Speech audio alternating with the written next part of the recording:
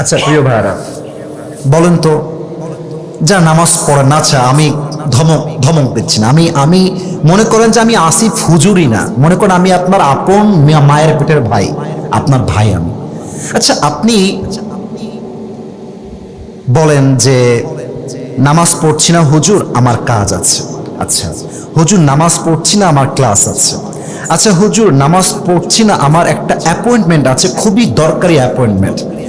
আমার প্রশ্ন হচ্ছে ভাই, আপনি কাজের দোহাই দিচ্ছেন, সময় নাই দোহাই দিচ্ছেন, আপনার অ্যাপয়েন্টমেন্ট দোহাই দিচ্ছেন, টাইম নাই দোহাই দিচ্ছেন, অথচ যেই আল্লাহ আপনাকে রিজিক দিল, যে আল্লাহ আপনাকে মাল দিল, সম্পত্তি দিল, টাকা দিল, বাড়ি দিল, চোখ দিল, হাত দিল, পা দিল, বউ দিল, বাপ দিল, মা দিল, সব দিল, আপনি কত বড় নিমক হারাম যে আপনার সবার জন্য টাইম আছে, আল্লাহর জন্য টাইম নাই।